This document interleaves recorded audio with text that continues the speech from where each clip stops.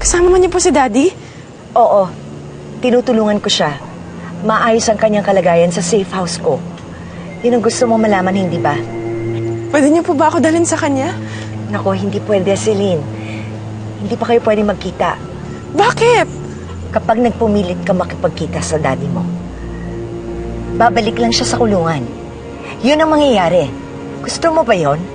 Nababalik siya sa bilangguan? Kung ako sa'yo, umuwi ka na lang.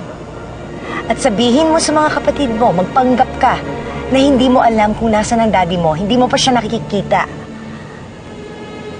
Yun ang makakabuti. Kung ayaw mo siyang makulong ulit.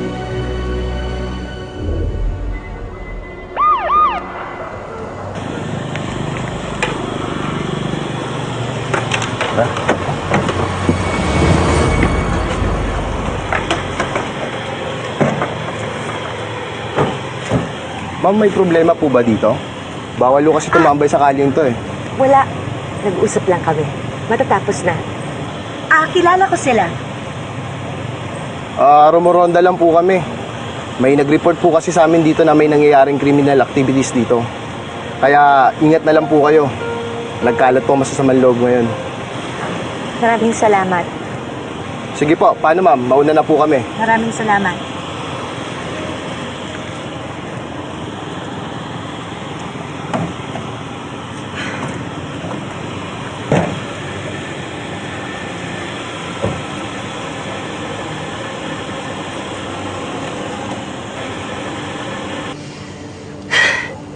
Nakita niyo na yung sinasabi ko. Siguro naman naiintindihan niyo na kung gaano kadelikado ang sitwasyon ng daddy mo ngayon. Hindi siya pwedeng basta na lang lumabas at makipagkita sa inyo. Nagkalat ang mga kriminal, nagkalat din ang mga pulis. Gusto ko marinig kay Daddy mismo yan. Wala naman po kayong karapatan para bawalan ako makita ang daddy ko. At gumawa ng kondisyon. Hindi naman po kayo batas. Hindi nga ako ang batas, pero akong humaharang sa batas para ikulong ang daddy mo, para ibalik siya sa likod ng rehas. Ako ang nagbabayad sa kanya mga pangangailangan, sa mga legal needs niya.